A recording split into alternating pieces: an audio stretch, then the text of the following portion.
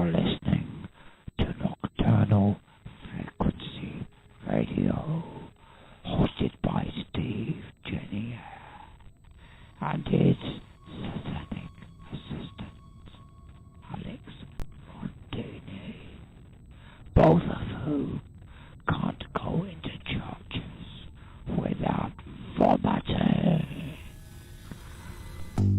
Hello, good evening, good morning, good afternoon, wherever you may be around this wild, wacky, and sometimes disturbing world of ours.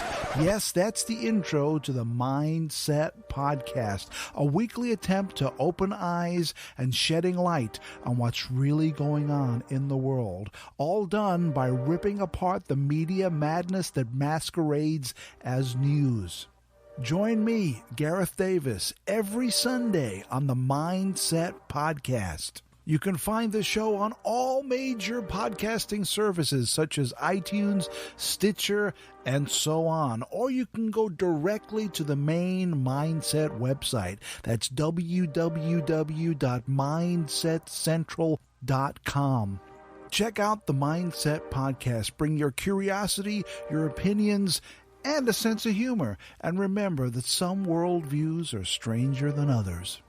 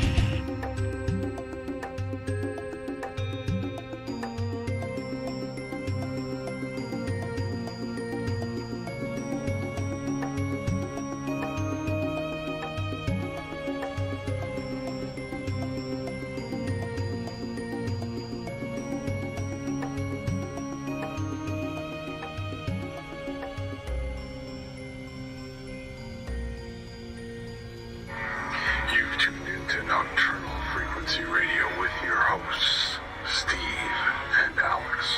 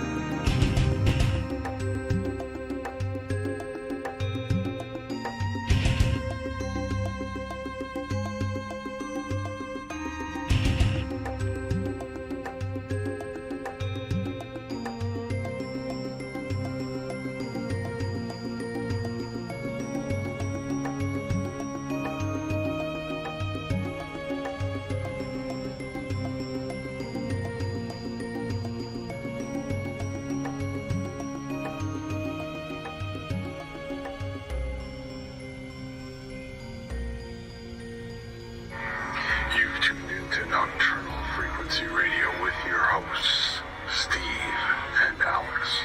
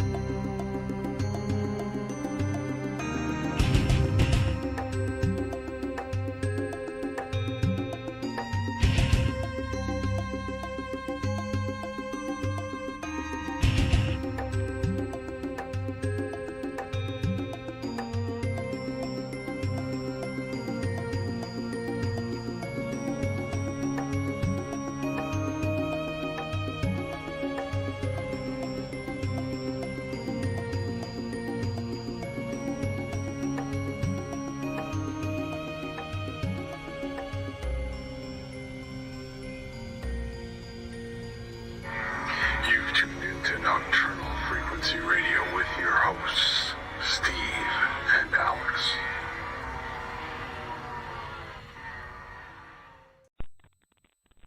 You are listening to Nocturnal Frequency Radio, hosted by Steve, Jenny, and his satanic assistant, Alex Montini, both of whom can't go. Okay, here we go. And welcome to Nocturnal Frequency Radio here live. Not exclusively anymore on the New Visions Radio Network, but audio-wise, and not have to put up with our grimacing faces. You can listen to us on New Visions Radio Network. And of course, simulcasting on our YouTube channel. If you don't mind looking at our ugly mugs, we're there as well. So what's new, Alex? What's going on, buddy? Nothing much. Nothing. Nothing. But I threw a twist in there. You threw it in there, right? I had to throw it in there. You had to throw it in there. What did you have to throw in there? The nothing much. What nothing much? Nothing. Nothing much? Nope. Nothing. Nothing. Oh, okay. Well, that's cool. I'm glad we got that in. For our longtime viewers or listeners and viewers of YouTube, by the way, hit subscribe and like the show. Now Gord comes to us in glorious 1080p. 1080p. Hey, it's good to have Dr. Demon Gord with us tonight. Yeah. Yes, thank you. Thank you very much. Thank you. I mean, we couldn't think of anybody else if we were going to talk about demon porn tonight, but it is light. There it is. We've been I can't help it. Who better to ask about demon porn than Gord? We've been axed. That's it. It's all over. We're gone. It's done. Our ratings just plummeted. It's all over. Sorry about that. Sorry. So what's new, Gord? Not a lot. Working. It's lockdown time, so you can't really do a lot. And it's been fucking cold. It's been cold. Very. That wind has just been brutal. Oh yeah. It's excruciating, very cold. It's just I hate it. Not liking it at all.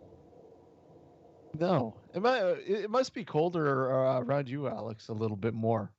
It's pretty cold. It was like -7 today. -7, what? -7 Fahrenheit? Yeah, right. Celsius. That's like it. -7 Fahrenheit. Well, just imagine that, right? Yeah, that's a bit cold. No, not even. Oh man. So yeah, it's been extremely cold. Canada's living up to its identity, I guess, with the cold weather.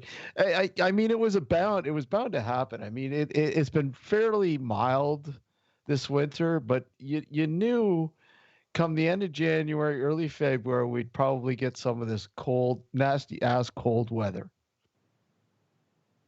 Yeah, it was too much to ask to go the whole winter with not that cold. Yeah, but I mean, hey, we got to be thankful it's not -40. Which is true. And we've been getting very little of that, that stuff that we don't want to talk about or mention. Yeah, which is good. We haven't got The a lot white of death that. from above. Yeah. Yeah. You keep hearing threats of it, but I haven't. I mean, they were talking about some of it today, but we didn't get any around here. But I don't know about you guys. All I've gotten over the last couple of weeks is crop dusting here and there. Yeah, pretty much. Pretty much. Pretty much the same here. Yeah, we didn't get much. Pretty much. This past week, we No? just got like a dusting of it. Yeah. Yeah. I don't even think we got that. I mean, after we had that the big snowfall, after that there was virtually really nothing. I mean, did you guys get a lot of snow for that?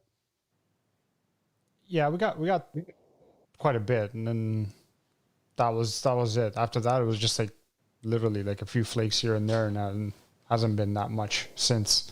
Thankfully, I hate shoveling.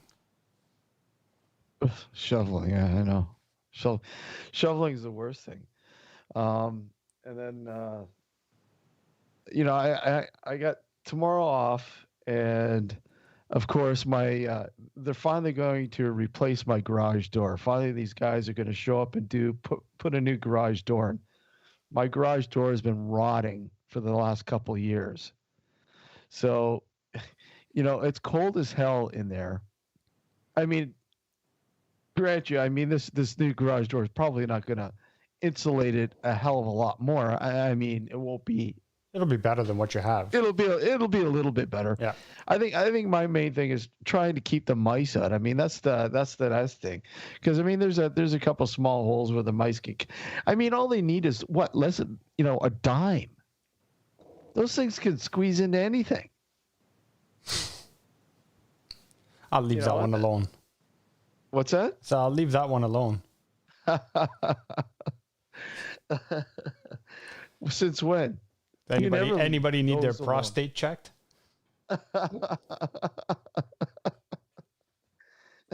Massage time. Yeah. Make sure you don't trim their nails. It's more fun that way. See, now that'll get this will get us kicked off of YouTube. Here we go. Alex is going to start talking about his nail fetish now. Deep cleanse. Yeah, deep cleanse. Yeah, deep cleanse. Well, we are talking about demonic porn, right? So I mean, that deep cleanse sort of, fits. I mean, it's a common vocabulary, isn't it, for demon porn? Deep cleanse. Yep. Of course. It's just natural in every script. How do you get rid of a porn demon? You smudge the shit out of it. Yeah. Of course, Alex. Of course. Mm-hmm. So anyways, tonight we got obviously our good friend Dr. Demon Gord on. We're going to take a short break here in a few minutes. If you'd like to follow us, you can do so at Dark Discussions. Facebook, simply type in Nocturnal Frequency Radio in the search box, or facebook.com/Nocturnal Frequency Radio. And Instagram, Nocturnal Frequency Radio as well. Easy enough to check all that stuff out. Again, if you want to keep up to date in terms of guests and stuff like that coming. Actually, Alex, we might as well throw it out now. We've already started promoting it. Yep. So we've got a really cool guest coming up later on in February. I'm really looking forward to this, man. Yeah, it's Dr. Manuel Matas. I'm not sure if I pronounced it right. I hope I'm pronouncing it right. You butchered it. Yeah. He's a psychologist, and he wrote a book basically trying to destigmatize the paranormal. I'm about halfway through it now. I'm hoping to get it done by the time he comes on. He's supposed to be on February 28th. He's for the first hour. It'll be a great show because I mean, it's been a while since we had a guest on. Sorry, Gord. I mean, you're great. Don't get me wrong, but I'm talking about you're great, but you're that guy whatever. You're just comic relief, man. Yeah. Well, so am I. But yeah, no, it'll be good to pick his brain. I mean, this is a guy who's been in the in that field, the psychiatric field, for a very long time, and he's got some great insights. And it'll be. I was hoping, in all honesty, that he could stay the full 2 hours, but 1 hour is better than nothing. You know what I mean? And who knows, man? If he feels up to it, you never know. We might be able to con him to stay for the second hour. Yeah, I guess if we keep the belching and all that to a minimum. Yeah, we have to behave ourselves on that day. We definitely do have to behave ourselves on that one. But I think maybe we do scare some guests away. I think with I don't know. I don't know. We don't seem to have problems that many. No, we don't. I'm just kidding around. Anyways, okay, we'll take a short break here. When we come back, we're going to talk some demon porn. Not really, but we will. Not really, but we will. Hold tight. We'll be right back. Listening and watching Nocturnal Frequency Radio.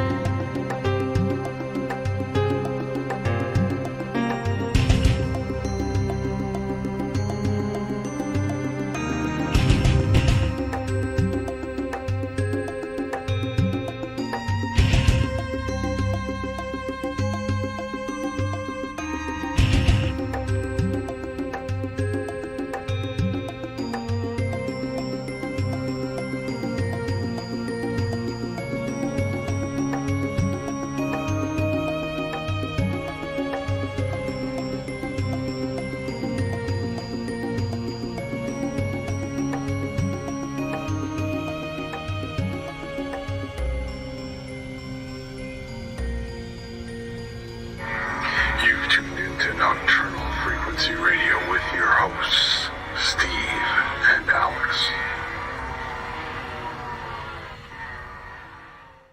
This is Keith Age, and you're listening to Nocturnal Frequency Radio. Enjoy.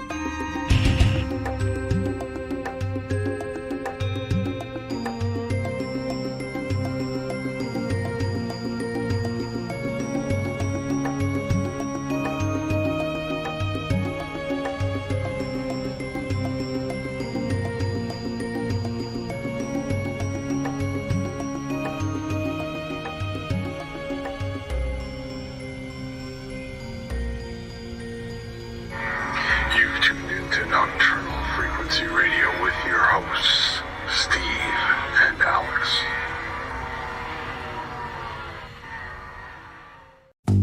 Hello, good evening, good morning, good afternoon, wherever you may be around this wild, wacky, and sometimes disturbing world of ours. Yes, that's the intro to the Mindset Podcast, a weekly attempt to open eyes and shedding light on what's really going on in the world, all done by ripping apart the media madness that masquerades as news. Join me, Gareth Davis, every Sunday on the Mindset Podcast. You can find the show on all major podcasting services such as iTunes, Stitcher, and so on. Or you can go directly to the main Mindset website. That's www.mindsetcentral.com. Check out the Mindset Podcast. Bring your curiosity, your opinions, and a sense of humor. And remember that some worldviews are stranger than others.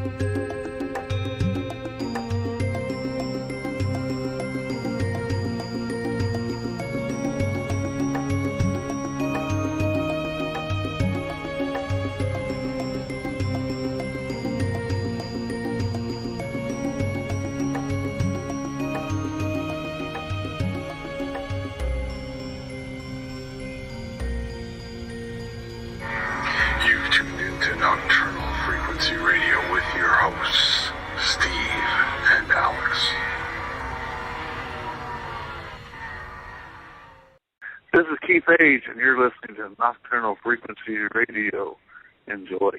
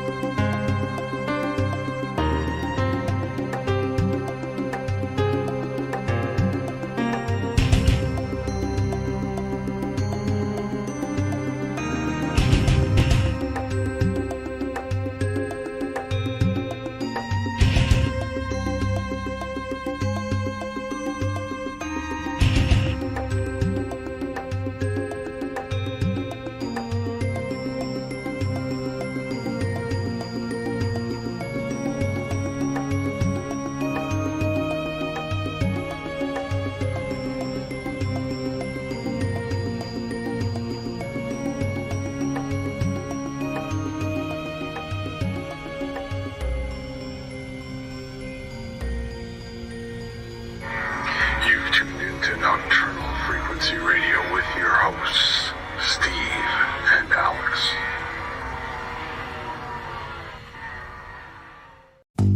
Hello, good evening, good morning, good afternoon, wherever you may be around this wild, wacky, and sometimes disturbing world of ours. Yes, that's the intro to the Mindset Podcast, a weekly attempt to open eyes and shedding light on what's really going on in the world, all done by ripping apart the media madness that masquerades as news. Join me, Gareth Davis, every Sunday on the Mindset Podcast. You can find the show on all major podcasting services such as iTunes, Stitcher, and so on. Or you can go directly to the main Mindset website. That's www.mindsetcentral.com. Check out the Mindset Podcast. Bring your curiosity, your opinions, and a sense of humor. And remember that some worldviews are stranger than others.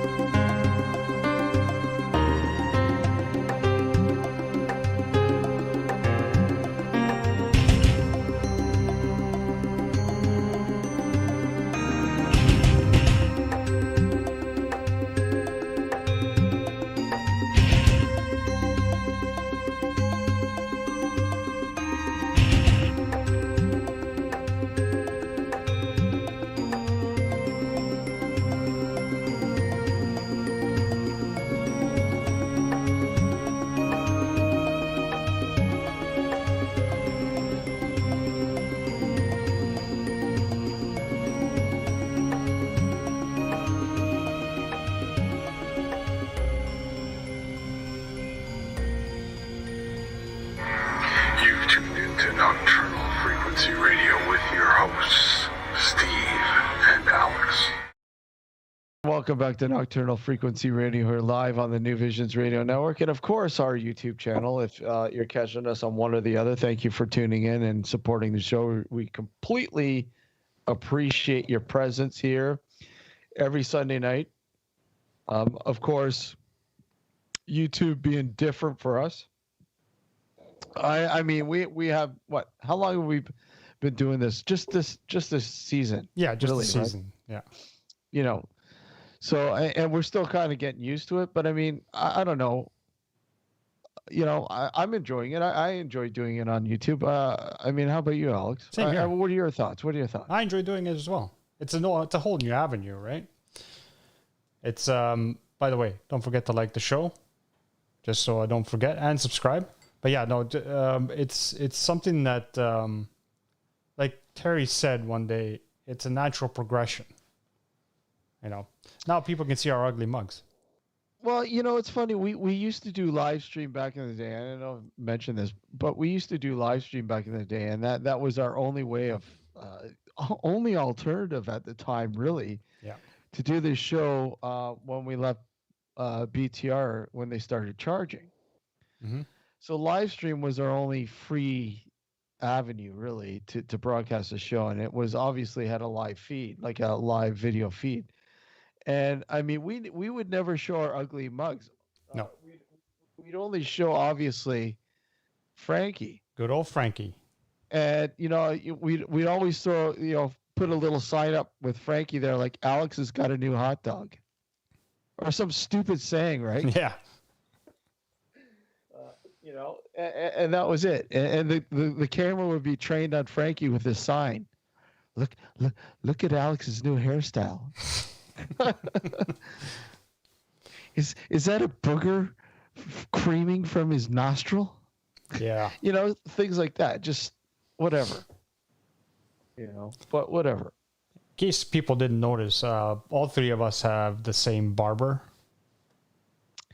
Yeah, mine's a little lax. Mine's growing in a little bit, I think. Mine's a lot lax, so it's like before, during, and after.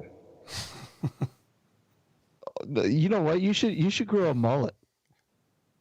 I can't. I got this actual bald spot up here. It'd be more like the Kerry King from Slayer's Skullet. Yeah, the skullet. Yeah, Yeah. the skullet. Yeah, Mitchell. the skullet. The Kim Mitchell. Yeah, or the horseshoe mullet. Yeah, but I'm not allowed. My daughter's already promised that if I try to, she would break into my bedroom in the middle of the night and shave my head. It's not happening. Come on, you can do it. Lockdown. Come on. How about you just try? But hey Gord, how about you just grow like one patch in the back and grow it into a ponytail? Okay, here we go. Like that dude from what was that band in the '90s? Live. Yeah. He just had the little puff with the ponytail back here. Yeah, that guy. Yeah. Okay, here we go. The challenge is on. Who could grow their hair the longest during the lockdown? That wouldn't be me. I already have hair. Oh, Alex is. Gord's already got a head start on us. Yeah. I think Gord would win. No. We have to do a fresh shave first before we do this, obvious. I just did a fresh shave today, so. Well, you'd have to do it again, though. Oh, yeah, every week. I mean, we can't give you a head start. Yeah, that would be cheating. Well, yeah. I don't know. Alex looks nervous. Like, he's going to wake up tomorrow with, like, this bush full of hair. Like Afro Alex. Afro Alex, man. Holy. That's scary, man. That's scary. I can't even, you know what? I don't think, as long as I've known Alex, I don't think you've ever had, you've always shaved your head, really. Since you've known me, yes. Since I've known you. Yeah. Since I've known both of you, I don't think you've ever had hair. Never. And, well, you were sort of on the cusp of it, Gord, when I first met you. True. But, check this out. Look what I found today. Ready? Uh-oh. Is this going to be an old picture? Oh, the gathering. Hey, look at that. I've got mine around somewhere. I can't even see. It says the Shadows Project up there. Yep. That was way back when. I've got mine somewhere around. I don't know. I don't know where it is, but I got it around somewhere. Alex, you still have yours? No, fuck no. I don't know. I have no idea where it went. Did yours say fan of E-Zine on it? No, I didn't go in as a vendor. Well, I didn't go in as a vendor either. No, I think mine. I don't even think I got one, to be honest with you. I had to sneak in. You had to sneak in? No, you didn't. You had the security cameras going on. I know. I borrowed your services.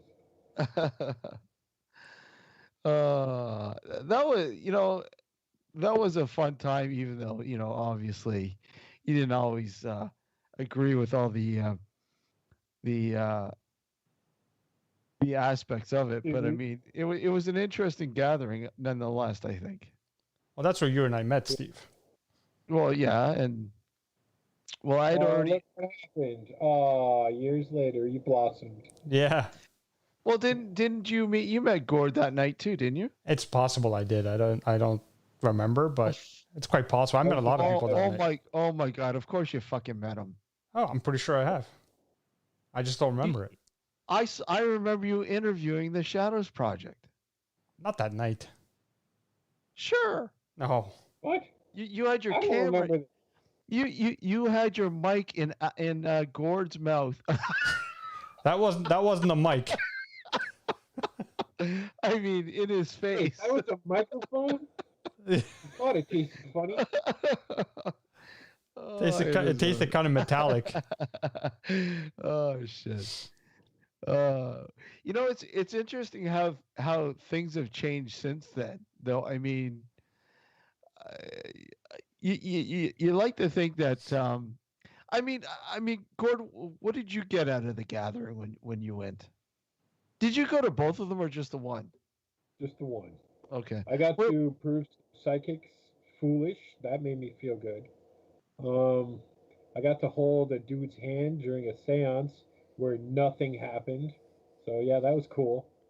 But in all seriousness, way back then, everybody was kind of grounded, and it was much more camaraderie between everybody there. You might take the psychic one or the medium route, or like ours, the investigative, but that didn't matter. Everybody was just cool.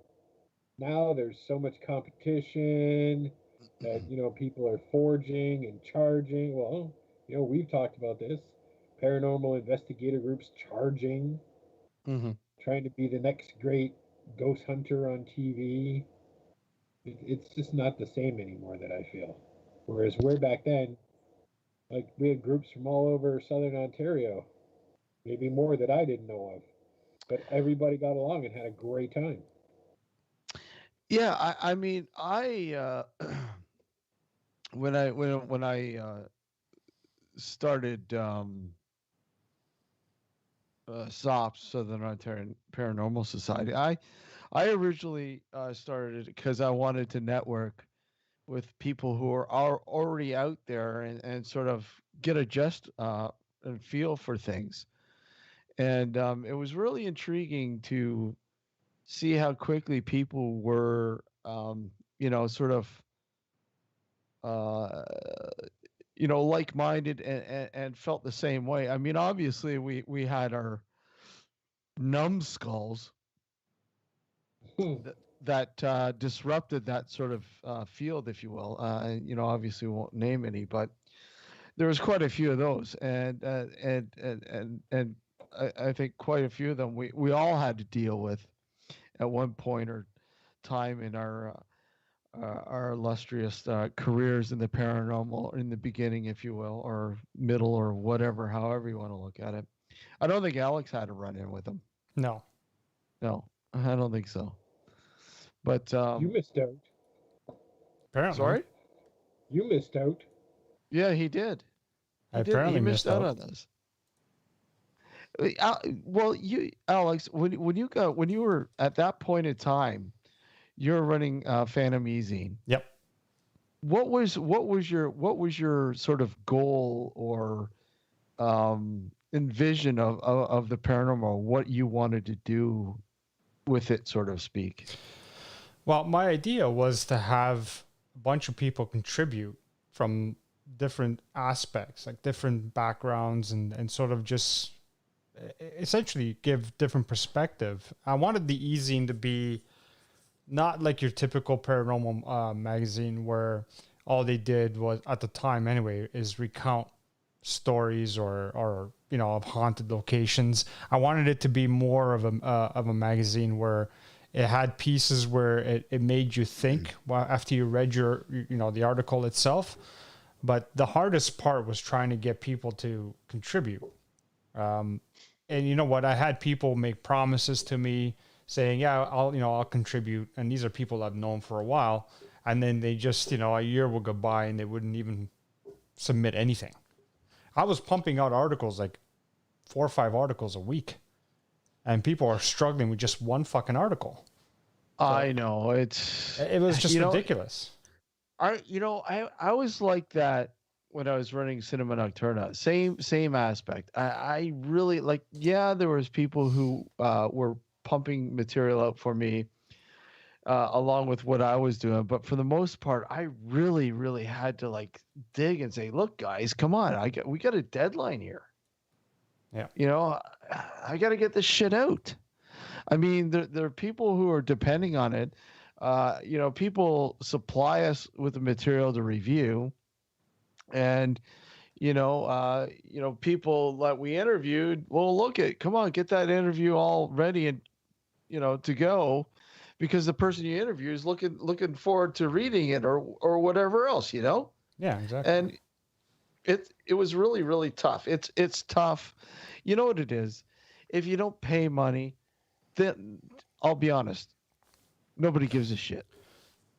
Yeah, you're right. You're absolutely right. But the issue I had was that I had a couple of people who were friends of mine who promised me that they would help with the magazine.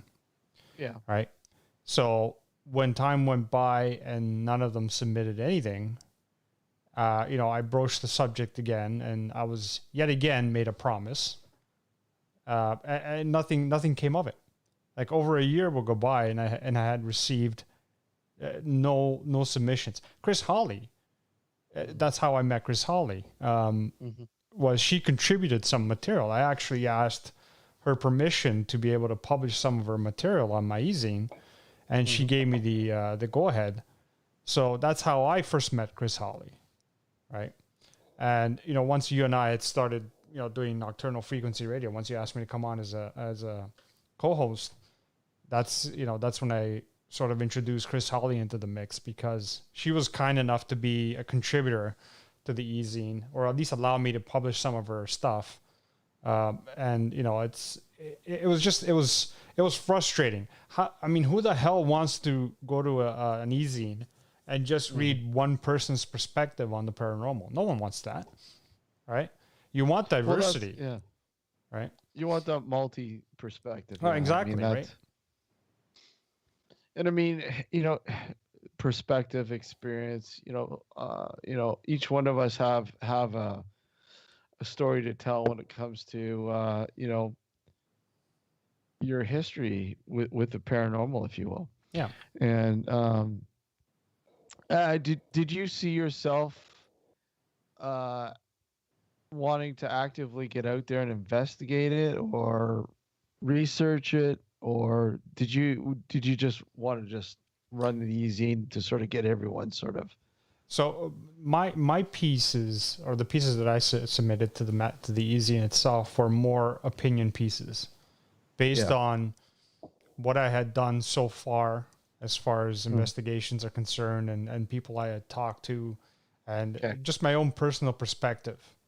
So that was my contribution to the e-zine. And what I wanted was people who can contribute based on actual physical, not evidence, but physical, going out there and investigating, because I didn't have the wherewithal to be able to do that all the time. It would have been just me basically going out and investigating, and you can't really do that, because if you want to be able to have multiple people recording in multiple different locations at the site, different people like taking pictures here, and just basically you're able to cover more of the place if you have more than one person. So it was difficult for me to go out and physically do the investigations, and when I did get the chance to do it, I did it, and I'd gone with like I said, to the Whitby Psych a bunch of times with some friends.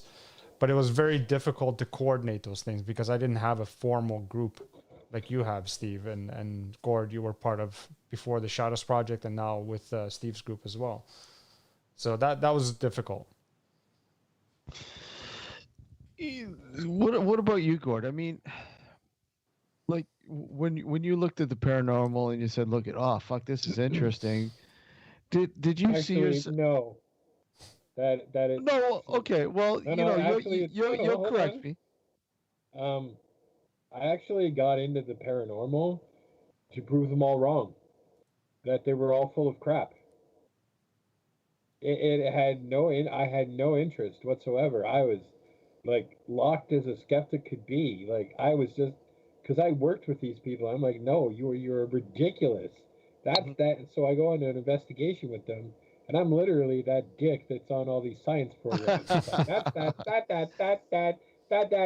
done. So at the time, it was a group called the Niagara Amateur Ghost Seekers, Yeah.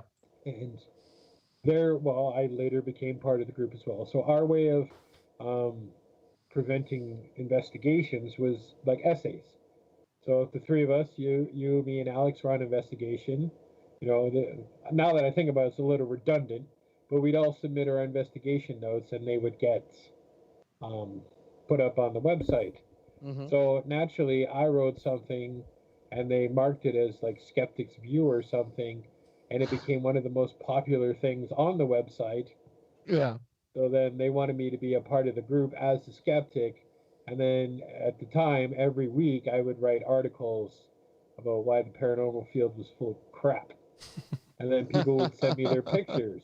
And I would tear apart the pictures going, well, as you can see, they're like, oh, look at this ecto mist that's behind me. But meanwhile, right in front of them, there's an ashtray with about 20 butts in it. Yeah. Like, so I'd tear that apart. That's how it originally got started. But then, in all honesty, and I've said this every time we talk about it, the more I did it, every now and then there'd be that one thing that I could not explain. And it just kind of grew. But still, you kept that sensibility about you, that healthy skepticism. You always kept that, and I mean that's an important thing to have when doing this. I mean, if you don't have this, you might as well just throw everything in the friggin', out the door. Yeah, and that happens a lot. One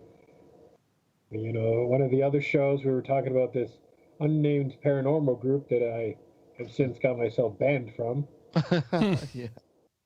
Because I would just legitimately ask for proof. People would make claims about demons or, dark spirits being haunted since as a child until now. Like that's 20, 30 years these people were saying were the truth. But anytime you were asked for proof, there was never any proof. Like, I always use the theory that if I cannot take my paranormal evidence and put it in front of a panel of the smartest people on earth and make them go, you're right, there's no point. There's no point in claiming that it's real. I like the way that we do it. We're like, make your own opinion. Yeah, I mean,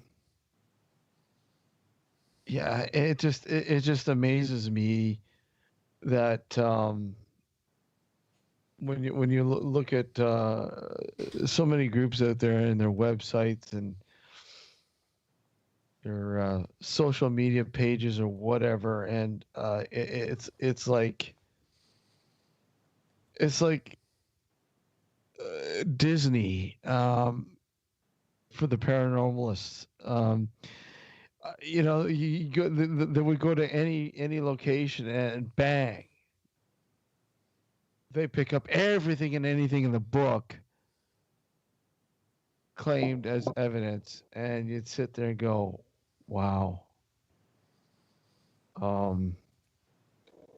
Yeah. I just don't understand. I really don't. Gord, what are we doing wrong? See, the problem that I kind of foresaw, of course, I didn't foresee the rise of social media. Yeah. But I saw, and which is a shame because season 1 of the show called Ghost Hunters and TAPS, the Atlantic Paranormal Society. Yeah. Season 1 will always be, as far as I'm concerned, the only real ghost hunting show out there. Because majority of their investigations, they went, no. But then after that, it became a product of TV. And that's where I foresaw that this was going nowhere. Because now everybody wanted, ghost hunting was on TV. It was a nighttime adventure that was exploding in popularity. Everybody wanted to be the next great ghost hunting star. So anything and anything to get people to pay attention to them became paranormal. The rise in orb photography, ectoplasm, all the things that are easily explained because people don't ask questions. We've talked about that many times over the time that I've known you both. You know, people don't ask questions, they just accept it. And, you know, everybody wants to be that person. Oh, you know, every photo you take contains a ghost in it as you're walking through a cemetery at night out of focus, but that doesn't matter. You know, it's everybody wants to be a TV star, and then social media exploded, and YouTube exploded. So now it's all about the likes and the, you know, whatever it is on Instagram and all those other things. I don't know if it's likes or whatever. Well, that's the thing with everything, right, Al? You know, everything has to be. Oh, I've got the most likes. It's like you throw a picture out there and nobody likes it, you feel rejected, if you will. I mean, that's the way it seems to be these days. Yes. You know, and it's sad that look, and I posted something and nobody liked it. Oh my God. I feel that way about the music videos I post. For some reason, people are not liking it. I don't know what's wrong. I posted a music video. I didn't get a like. Yeah, I was afraid to like it in case it was just another Black Sabbath clone band. No, dude, man, check it out. No, seriously, these guys are really good, man. Yeah. Oh yeah. It's more along the lines of, say, Deep Purple, Dio, Uriah Heep, and you know, it just amazes me how the vocal range and style and the way it changes is just incredible. I just, something about this band is very unique. I'll have to check it out then. Yeah, they're pretty cool. I mean, you might have like flashes of Sabbath, but not very much at all. Yeah, I knew it was in there somewhere. No. I'm very little. I'm telling you, very little. These guys are really good. They're awesome, very different. And you might even hear flashes of, say, Maiden. Even, you know, like the music really, it's really cool. Well, let me make you feel better. I've been listening to a lot of Black Sabbath this week, so we're kind of even. There you go. What, early Sabbath or the Aussie years? Yeah, Aussie years. Yeah, I've started a new hobby. I've started going online and buying people's CD collections. Really? Yep. Twice now. I've got some good stuff. How much? Not anything spectacular. How many CDs do you have now? I'm above 1,000, I think now. Wow. I still have a lot. I still have my CD collection, but I don't think I even play them. Oh, well, got any metal CDs you don't want? Let's talk. Dude, I got shitloads. Sweet, let's talk. But no, I know there's a lot of audiophiles out there, you know, that vinyl is the greatest sound experience ever, etc. You know what I do for a living, so I drive around a lot. And when I first started my job, I had a kick-ass stereo and superb speakers. Like, this was a very expensive gift from my car. Mm-hmm. So I happened to notice, you know, you go from everything is MP3 to I started, you know, bringing CDs in the car. And I actually noticed that through a very good system, CDs sound a lot better than MP3s.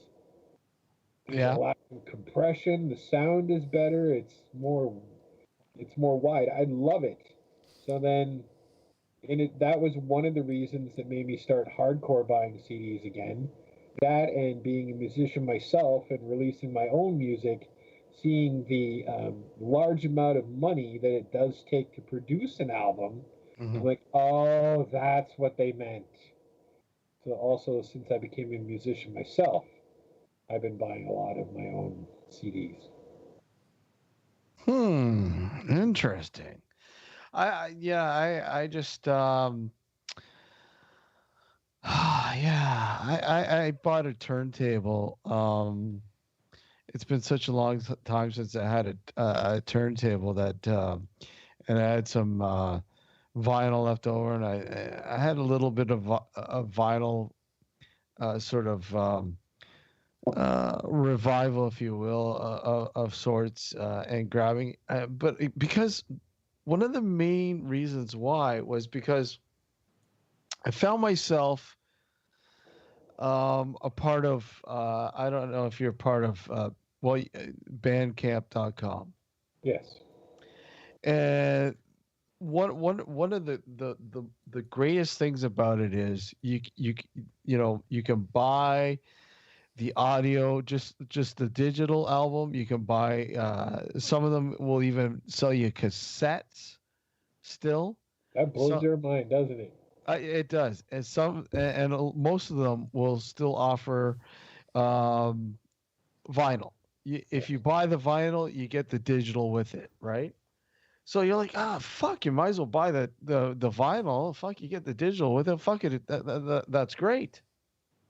You know, and some of the music that I've discovered off of Bandcamp it's just been phenomenal, man. There's so many unsigned bands out there, that are trying to make a living and are putting out great music, and they're totally like, in this day and age, the music industry is all about, we know it's not what it used to be.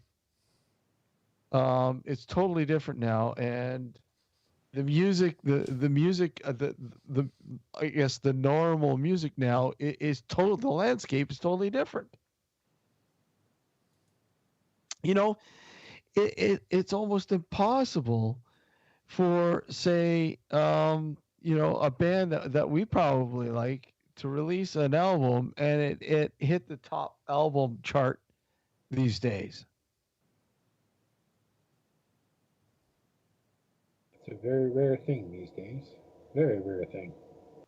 Like, I was actually really surprised when Ozzy released his album like last year, and how well it did.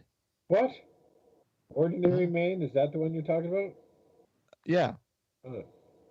Like, good. I mean, I value your opinion on that album. I actually enjoyed that album. Oh, that's good. Everybody has their opinion. You didn't like it though, did you? I did not. I want to ask Alex, because he's awfully quiet over there. He's got that look. He's like, do I participate? And go, what do I say? Okay, guys, so how I feel about the new Ozzy Osbourne is...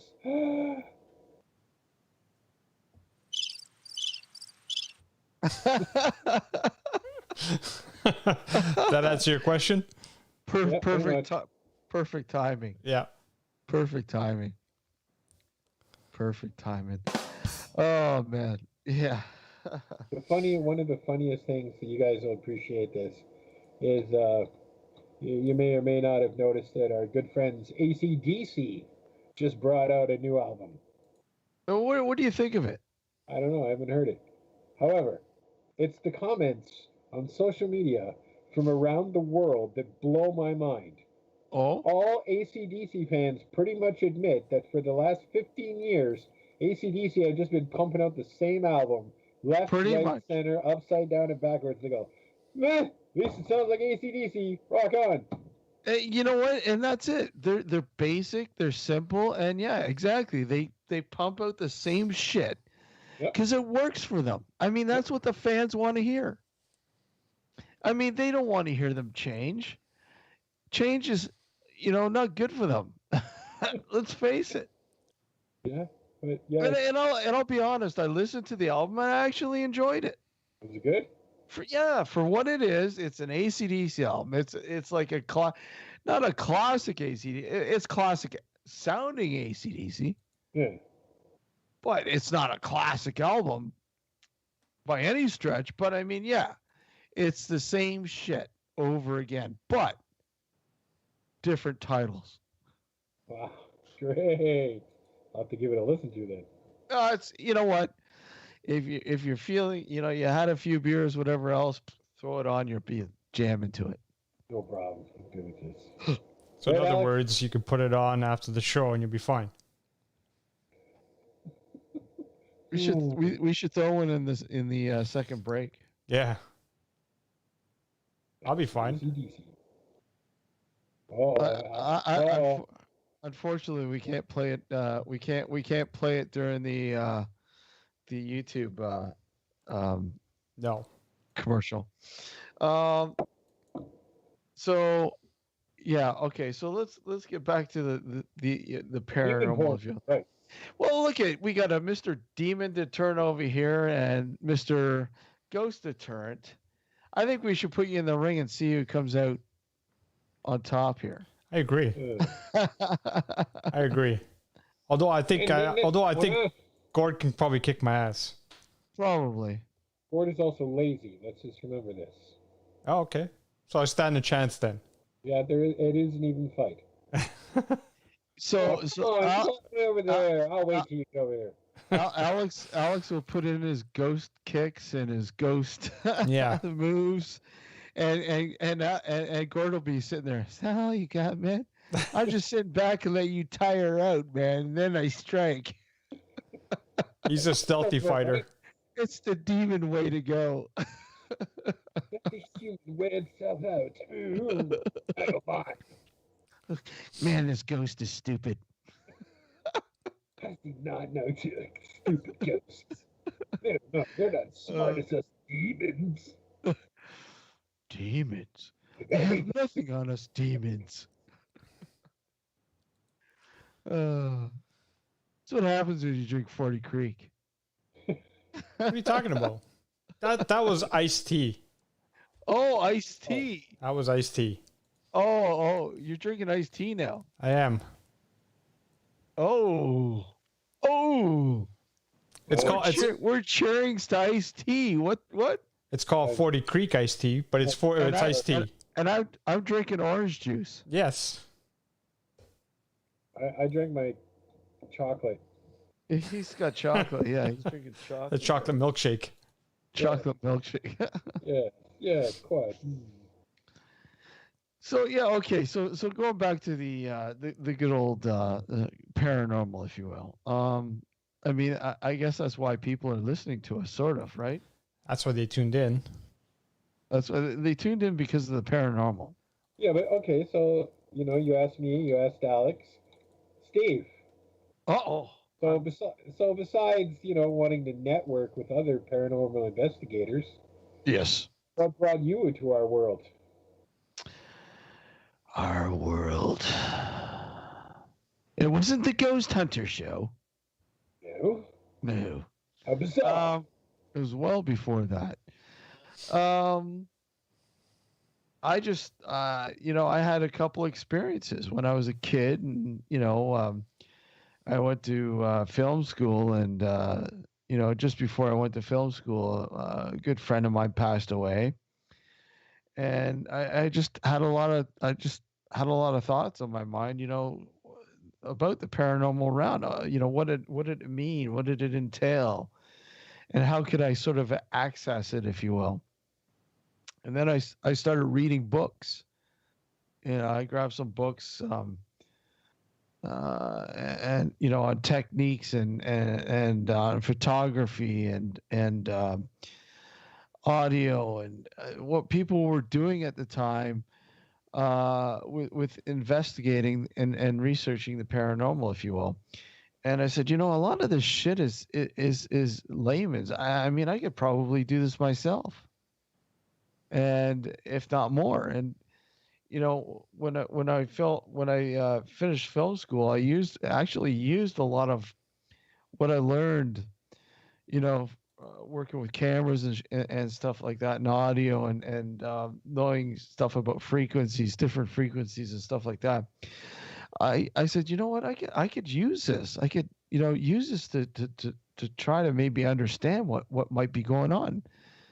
And, of course, it didn't help, working nights after that, and listening to Coast in the early days there with Art Bell, and the guests that he used to have on and the topics they used to talk about.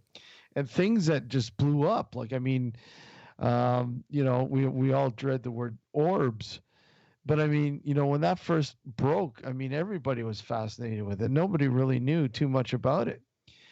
And, of course, when you got down to it and you started to analyze, you started to figure out exactly what orbs were. I mean, for the most part, they're environmentally charged. But I mean, and rods. I don't know if you guys know too much about rods. Yeah, I've heard of them. Family friendly show. Same sort of scenario where fascinating where you hear somebody who's like completely convinced that they have evidence of some strange creatures, and you're like, wow, that's wow. You don't know. This is the first you've heard of it, and it just intrigues you. And so, you sort of go into your own little world and try to, recreate or try to capture these sort of things. And when you do, you're like, in the beginning, fascinated. Oh my God, what have I got here? And then you're let down, obviously, when you later on, with the experience and knowledge, you learn that what you captured was nothing but, dust or bug in flight or whatever, right? But in the beginning, when you're first starting out, I mean, it's fascinating. But I don't think, Gord, and let me get your opinion on this. I don't even think that fascination is there anymore with people who are getting into the paranormal. Even that sort of paranormal innocence, if you will, where an orb or a a rod or bug in flight or whatever, something simple that fascinates you. It's not that isn't even there anymore. It is beyond that now. I think. It's because just like everything now, we all want to go to the extreme. Like we all want the shadow people, or the piece de resistance, the full-bodied apparition. Yeah. Because again, we want the likes, we want followers. Mm-hmm. On the other ones are Twitter and whatever. Yes, I'm old. Leave me alone. But it's all about that now. It's more about competition and outdoing everybody rather than looking for proof. It's to have that viral video, that viral picture. It's been like that for a while. Yeah. And so an orb, well, everybody, even us, the skeptics, we are all aware that everybody and their uncle can capture an orb. No big deal. Rods, sure. Hey, I've captured rods. Not like that, Alex. Settle down. Settle down, Alex. It's okay. I'll leave the dirty minds to you. Well, let's put this out to the people in listening and chat. Like, I mean, the chat's awfully quiet tonight. Come on, we want to hear from you guys.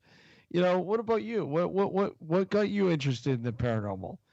Tell us about your experience in the chat room, or if you want, we'll open up the lines. We'll we'll open up the lines too for the second half. I mean, if you have a story that you'd like to relay to us on the show, you can do so. The number to call is 716-406-4472 if you'd like to call in with a story. Or if you're in the chat room, then please share it in the chat room, and we'll sort of discuss it, here on the show. We're going to take a short break.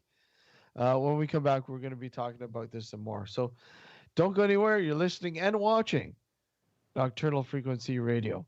We'll be right back.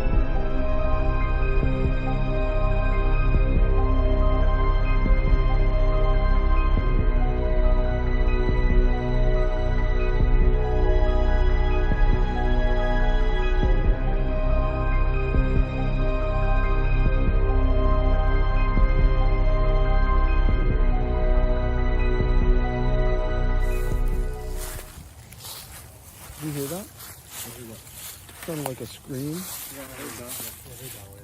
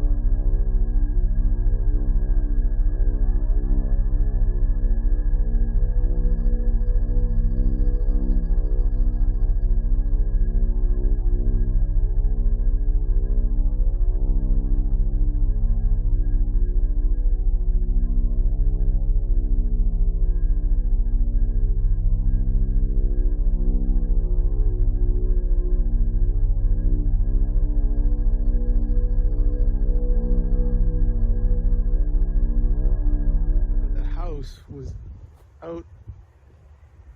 You hear that? Guys, over here. Again, that wailing noise. Look, what's that? What's that? There's something fucking moving over there. You see that? You saw that, right? It was fucking white.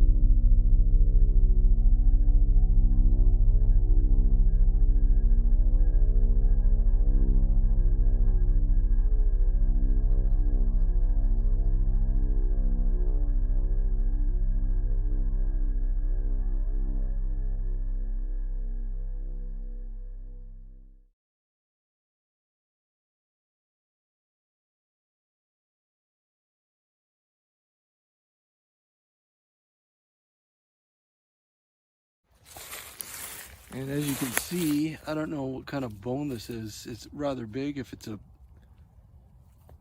deer bone, an animal bone, hopefully it's an animal bone and not human. But I think we're gonna have to report this.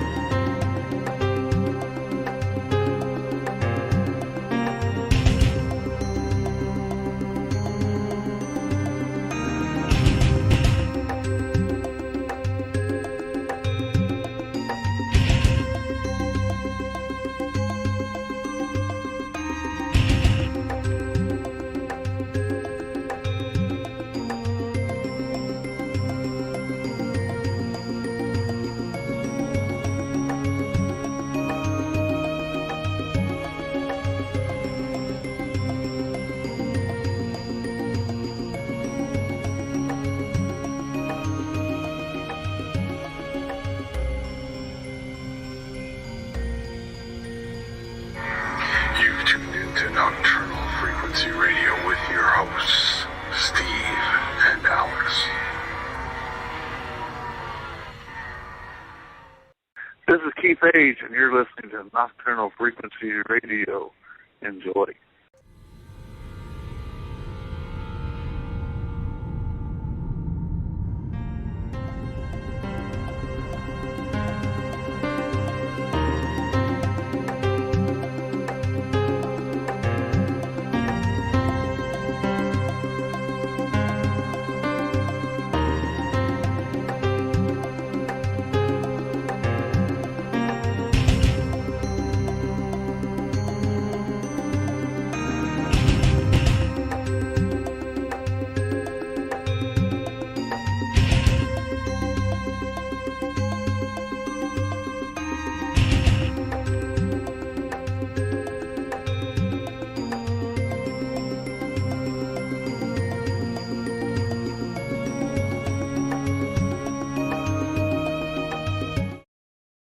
And welcome back to Nocturnal Frequency Radio live on the New Visions Radio Network, and of course, our YouTube channel.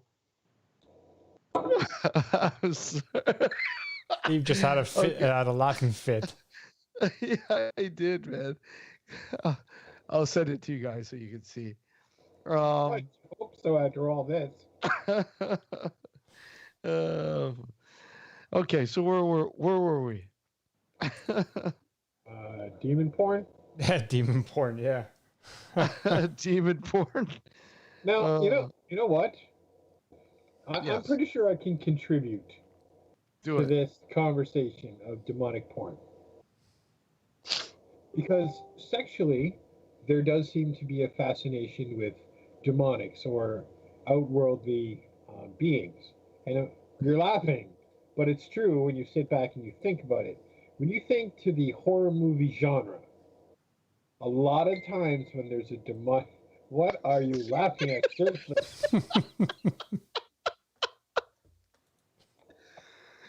What's going to be the funniest picture. fun? All right, seriously. Hold on a second. Wow. Wait. What? Man, I'm so pretty. Okay, sorry, guys. See, now the people at YouTube are not going to be pretty. able. Look how pretty I am. Yeah, show mine, Gord. Show mine. Alex is so pretty. So pretty, Alex. Okay, so go ahead, Gord. All right, so you'll notice I want to quote something like the Ninth Gate with Johnny Depp. You know, there's a demon in it. It's an attractive female. They have sex. You know, you have the entity. I don't even know why I'm trying to. Try to have a conversation about demon porn. This is what I get. I'm sorry. Gord, go ahead. Sorry. Boobs. That's what I thought. Who are we doodling on now? Can I at least know who we're doodling on? What the heck is that? Affected. So you're talking about the Ninth Gate, Gord? Right. So back on. We're gonna try if Steve would leave his toys alone for 5 minutes. Yeah, exactly. So Hollywood movies, whenever there's like a demon involved, there are 9 times out of 10 there seems to be some sort of sexual attraction. Be it the demon is a male with a female counterpart, or vice versa. Your thoughts on that, Steve? Succubus and incubus. There's one thing, yes. Succubus and incubus. Which one is the worst? From what I understand, is the succubus. Well, they're both the same, but one's a female, one's a male. Well, yeah, but I heard one is deadlier than the other. Probably the succubus. Yeah, That's suck you dry. Thank you. Suck you dry. Succubus, huh? That suck your business.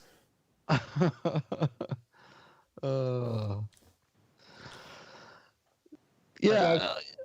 Go ahead. Sorry. What? I tried to talk about demon porn. It just didn't work. address. Well, that's Although I do recall, no, that doesn't count either. You guys remember the famous pornography star Janet Jameson, correct? yeah. Oh yeah.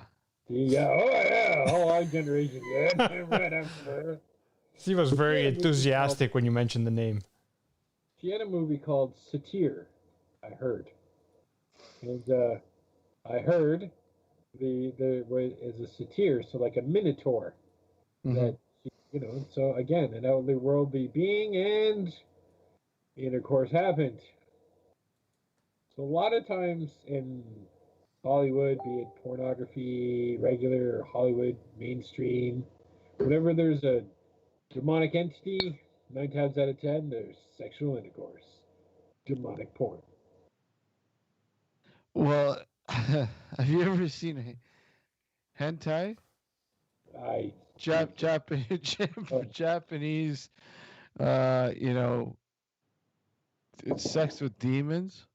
Oh, yep. Yeah, there's some pretty hardcore shit out there, unfortunately. Yeah.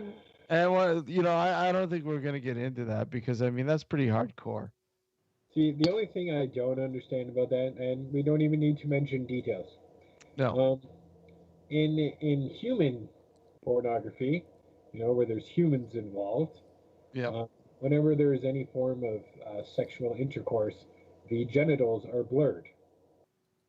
But yet, in these cartoons, you get some pretty outlandish stuff in all its pornographic glory. Never understood why a cartoon is okay, but... You talking about Japanese porn? Yes. Yeah, I never understood that either. It really baffles me. Yeah. Right, Steve? Yeah, well, yeah, it baffles me too. They pay PlayStation 3. What? Yeah. Put the toys down. Steve's having way too much fun with whatever he's playing with.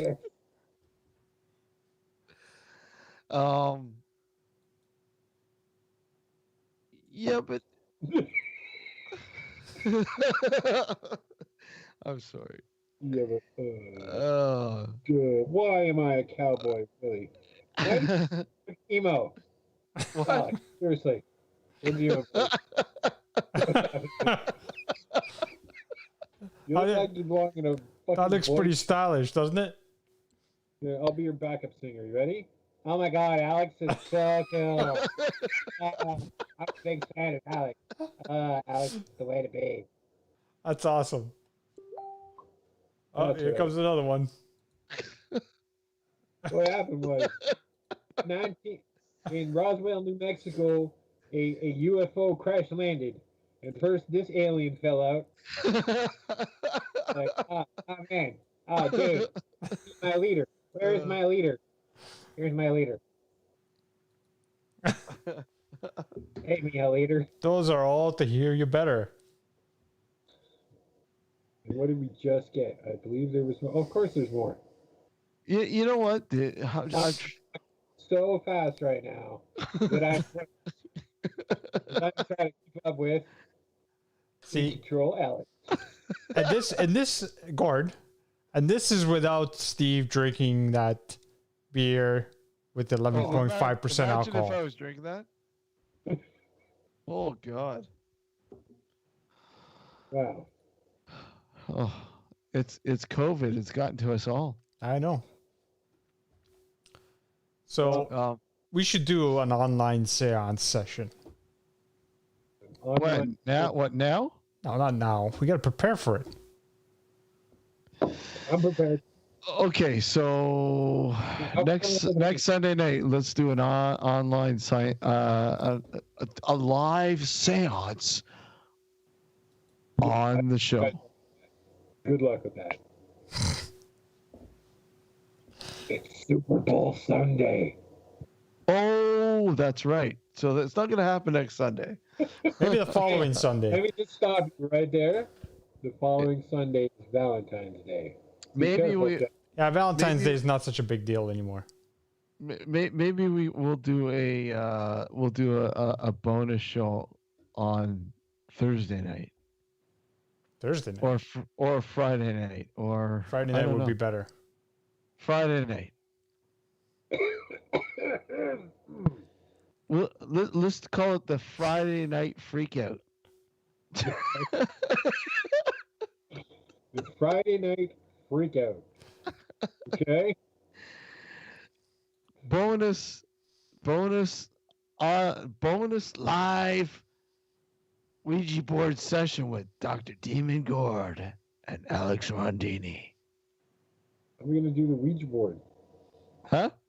Yeah, exactly. You guys see, he's got it down pat, man.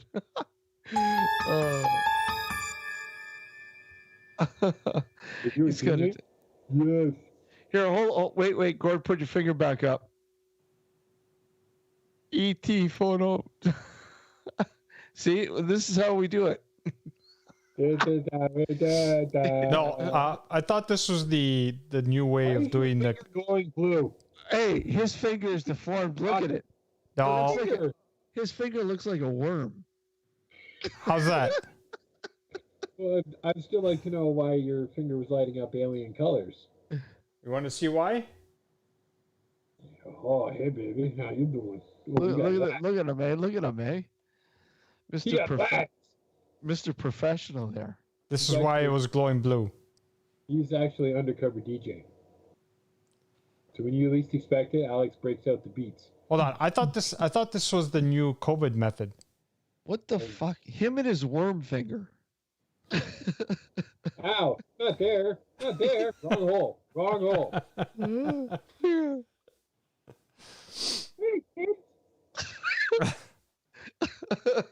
and his worm finger.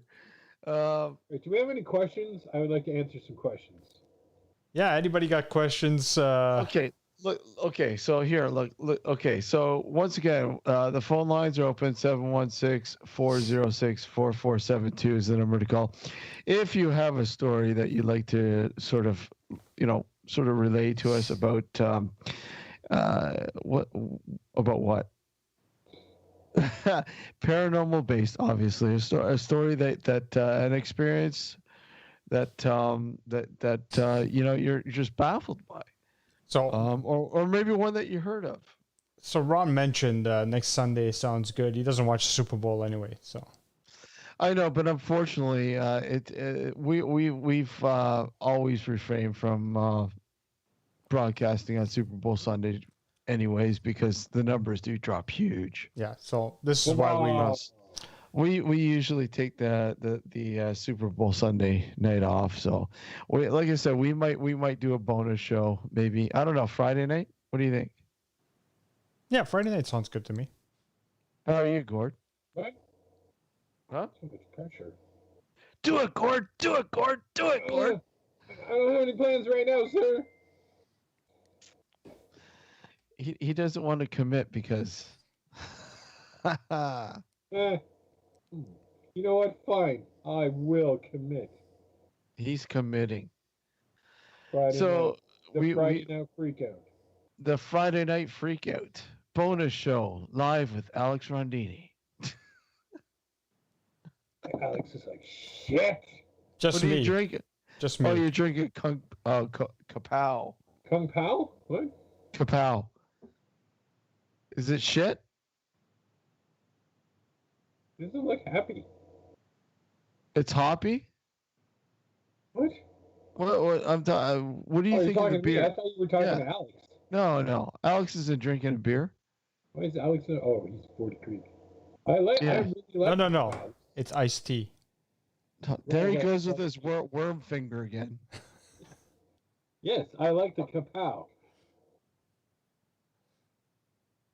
Can I have a sip? Let me have a sip of it, quick. Oh. From a local brewery in Toronto, Ontario. Reinhardt. Gord does accept free donations. He, if you hand him off free beer, he will review it for you on the show live. Yes. Okay, so we have Kapow by Reinhardt Brewery. It is a fine colored beer, and it does taste good. And it's strong at 6.9% alcohol. Good times. So, which also drives up the price of the beer as well. That it does. The more alcohol, the The more you got to pay for the product. Yes, the greater the cost, Yes. the more money you're going to shell out. But Kapow, I do give thumbs up. I don't know. I'm kind of dry right now. Do you guys got an extra one? No. No, you're on your own. Because I was responsible, and during break time, I got another beverage. Damn. You guys are responsible. Too responsible for me. Too legit to quit. You know? Too legit. Okay, so we got a call. Awesome. Does that mean we're going to get knocked off? No, we don't get a call. I'm just kidding. Oh. I was being psychic, and I could actually, I feel somebody's going to call us. Okay, maybe not so psychic after all. Anyway. You know what? Maybe that Marcel Anderson should call us. Yeah. She's always lippy about that Dr. Gord guy. Oh, yeah. So, a place that you would like to sit down and do a Ouija board session in, Alex? I would have loved to have done it at the Whitby Psych before they tore it down. You really like that Whitby Psych. Are do. you sure you didn't escape from that place? I did. Well, let me ask, because I'm not familiar with this. I know, I saw pictures, I know some tales, but I don't really know who, what, where, how. Is it since covered over? Like, has that land been built on? It has. They've built, so they tore down the old complex and they built a subdivision. Oh, so not even maybe a chance to go in somewhere for land? You know, like how they say buildings can be haunted or it's the land itself? Yeah, well, okay, so the guy who turned me on to the Whitby Psych initially many years ago also worked in the construction industry. And he told me that after the new subdivision had been built, that some people have already had complaints, I guess incidents happen at their new homes, right? So I guess the argument can be made that, it's the land that's now sort of haunted. Yeah. Intriguing. Yeah. It's kind of... Yeah, it's kind of weird. We went there I'd say maybe about a year or two ago. But it's weird seeing this new subdivision there where once this, sprawling, it was like a bunch of buildings. Big place, wasn't it? What's that? It was a big place. It comprised of a bunch of buildings like scattered throughout. Oh boy, what's this? Oh God. Steve's having way too much fun with this. He's having way too much fun with this. Sorry. Yeah, it was numerous buildings, if I recall, correct? Yeah, it was a bunch of buildings in an area. I don't know what the size of the actual compound was, but it was enough to build plenty of homes, put it that way. Yeah. And it was scattered. Like it wasn't like the buildings were attached to each other or right next to each other. Like you had to walk to get to one building to another. And hey, look at that. That's definitely me. Look at my hat. Why do I have fishman ears? I think we need to take Steve's phone away. I think we do. I think so. I'm trying to have a paranormal conversation here. Yeah. And he's like, I'm going to give Dr. Gord some fishman ears.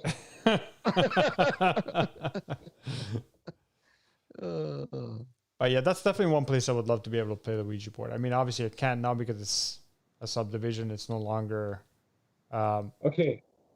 All right. So, Jesus, will you put your phone down? Who's that? Who is that? Anyways, me or Gord? That was me. Oh, that was you.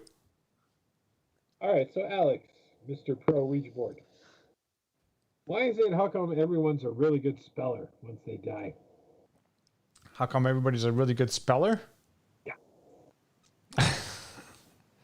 Because they can tune into the language as a being itself. But it's always English. Well, because you know what? I'll be honest. About 96% of the time, the answers that come through on a Ouija board are English. So with perfect spelling. Okay, so let me ask you this. Yes. Do you honestly think that when we move on to the beyond, if there is a beyond, Yes. that language will be a barrier? Have you seen anything written in the last 5 years? Written? Yes. What do you mean? Have you been on the internet? Yeah. Have you seen the outstanding spelling, grammar?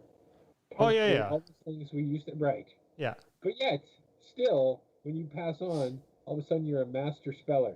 Well, but this is my point. I've never been involved in a Ouija board session where I had to go, what do you think it meant? What? What? Hold on. But this is why I asked you the question. In the next life, if there is such a thing, do you think language is a barrier? Meaning... It could be.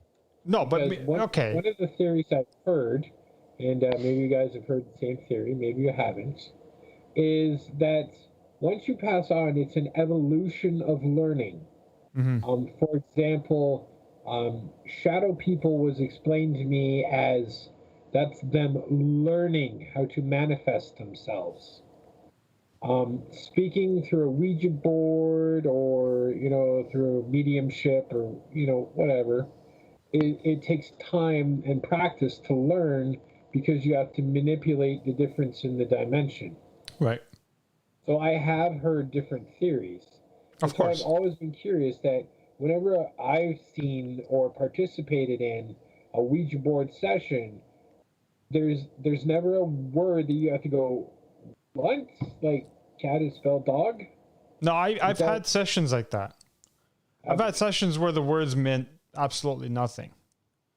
Okay. Right? So this begs the question more so of who you're playing with and what their intent is. Right. Right? So I used to play, this is going back to my teenage years, so it was a while ago. Just a couple days. Yeah, just a couple of days, exactly. Where a good friend of mine and I, when we used to play at his apartment, which was ironically next to the cemetery, right. There was at one point where we used to play daily. Like no word of a lie. We'd all go over to his apartment, myself and another guy, maybe two other guys, whatever. But we'd play every day, and we did this for months. Yeah. Just because we got into it, it was one of the things. We were teenagers. We're like, oh, this is cool. You know what I mean? We're playing with the Ouija board. And there were times when the words that were being spelled out were just gibberish. We didn't know what the hell they were saying. So I would lend more credence to that. Right. And this is the thing. I mean, some of the sessions that they... Oh my God, put it down! I know. We're trying to have a serious conversation here, Steve. But a good friend, like my good friend Frank, I don't know if you've ever met, I don't think you've ever met him, Gord. I know Steve's met him. But if you watch the first Nocturnal Night Shots, you'll know who I'm talking about because Frank was on that. But he's a guy I've known for a long time. And it always seemed like the Ouija board worked best when I did it with him for some reason. And there was a time when we were with some other guys, and these two other guys were skeptical about the Ouija board, as a lot of people are. So I proposed, okay, so I go, let's play it. Frank and I will play because Frank and I, for some reason, whenever we play it, seems to work, the best for whatever reason. I go, but we'll make it interesting, right? Him and I will be on the board, and the people who were skeptical, I told them, I go, just ask whatever questions you want answered, and ask questions that Frank and I don't know the answer to. That's the only way we're going to be able to prove to you that this is somewhat legitimate. I admire that line of questioning right there. Yeah. So we did that. Frank and I played it. People watching, it was two other guys. One of them would ask questions and it would answer. And according to the guy who answered who asked the questions, it answered correctly. Okay, fine. So I said, let's up the ante here. I told Frank, let's close our eyes and avert our heads away from the board. And ask your questions. And if it still answers correctly, then you know it's not us moving the planchette around because, A, we're not even fucking looking at the board. Right? And again, according to the guy asking the questions, it answered correctly. So there you go. I admire this. Yeah. I would like to participate in experiments such as this. But this is what I'm saying. Like, I mean, you can't just, like, we did what we could to try to prove to the individuals that were there who were skeptical that what we were doing wasn't just a farce, or wasn't just either Frank or I just trying to pull their legs and coming up with some weird ass answers. By telling him, A, ask questions only you know the answers to, and B, when we closed our eyes and averted our heads, and if it was still answering correctly, then obviously there's something more to this than just us moving the planchette around, right? So what do you think it is, Alex? What do you think it is that's actually coming through? Well, I mean, there's different theories as how it works. Basically, one of them is the spirits are supposed to, whoever you end up communicating with, are supposed to float through the people who are playing, and you are technically moving it around, but it's not you who's doing it; it's the spirits flowing through you. That's one theory. Another one is that the planchette sort of just moves with whatever spirits there is moving the actual planchette, and you're just sort of kind of going along with it, right? I don't know which one of those two is accurate. All I know is that the only way you're going to be able to prove whether any of this thing is legitimate is by experimenting in different ways, like what I just explained. Either having a third person asking questions that only they know the answer to, and also just making it more interesting, like closing your eyes and moving your head away so you don't see the board. If you're still able to answer questions correctly at that point, there's more validity to it. Whereas, if you're just looking at the board and moving around, you could be guessing and you could just be saying, okay, this is what it is. And you could just be bullshitting, basically. And what do you say to the people out there who say you're just opening a portal? Well, you kind of are, in a sense, because you're opening yourself up to whoever you're communicating with, right? But so theory, so the thought is theory-wise, yes. Yeah, but you're the master of your own sort of mind, and you can open up a channel and you can close down the channel. All right. See, that's the question, though. Are we, though? Are we the master? Well, you should be, theoretically. Well, it should be theoretically, but I mean, we're led to believe that. But is that really, the fact? I mean, we simply don't know. No, we don't. We just assume. Right. And I mean, when we look at it, we are, let's face it, we have so many filters in place that, going down that road and saying, look we are the masters of our own sort of mind or domain, if you will. I mean, how much truth does that really hold? Well, the only thing I can say is that out of all the years that I've played the Ouija board, if in fact I'm not the master of my own sort of mind, for lack of a better term, I'd be in deep shit by now with the amount of times that I've played and where I've played it. I mean, I played it on top of a grave in a cemetery in the middle of the night. By yourself? No, with somebody else. But the point I'm trying to make is that if in fact it's something that I can't control, that I can't block out, I'd be in serious trouble by now.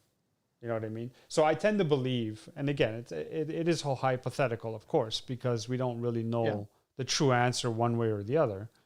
Mm-hmm. But I tend to believe, because based on personal experience, that if you allow something to come through you to be able to communicate through the Ouija board, then you should be able to also block it.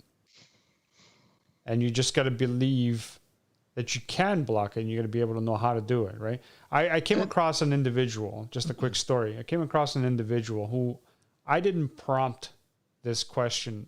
Like, I didn't ask this question at all. I was just talking to this individual who apparently claims that they can speak to the dead, as a lot of them do, right? And one of the things that she mentioned to me as I was talking to her, and again, I didn't prompt this, I didn't ask her. No, this is a spirit now you're talking about. No, I'm talking to an individual who claims... individual that was there with you using the board.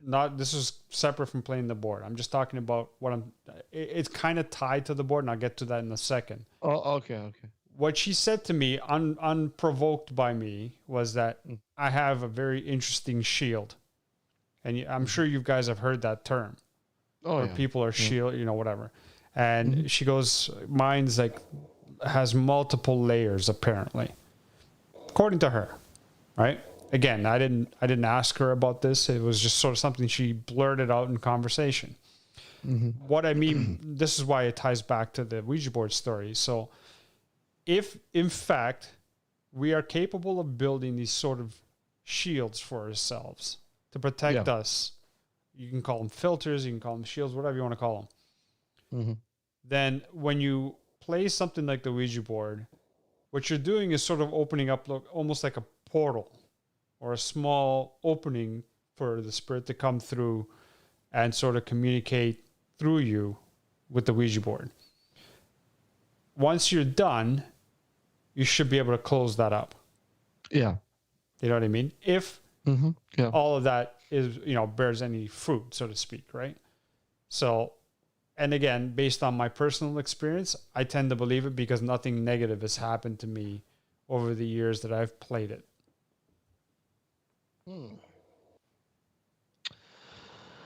Yeah, and I've heard many people who will use some sort of religious sort of beliefs, if you will, to sort of protect themselves while doing something like this. And many of them won't even get involved with something like this, but when they do, they'll use some sort of I've got a cross, or I've got some good luck this, or all sorts of different variables or aspects that they'll use to ward off, if you will, anything that might be sort of attaching themselves to you. Yep. Now, do you feel that you've ever been attached by something? Myself, no. No? No. Gord, how about you? Okay. Very skeptical. Maybe I told you this story before, maybe I didn't. But near the beginning of my investigation career, I guess you could call it, like I said, when I started doing this, I was very skeptical. And it was on the second time I ever did a private residence investigation.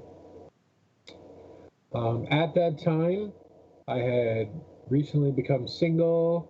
I've been living in a townhouse by myself. Felt perfectly comfortable. Everything was normal. So at this house investigation, we're in the basement. There's 5 of us on the ghost hunting team I'm on at the time. And you guys, we've all had barbecues together. So you're familiar with like the heat signature off the top of a barbecue?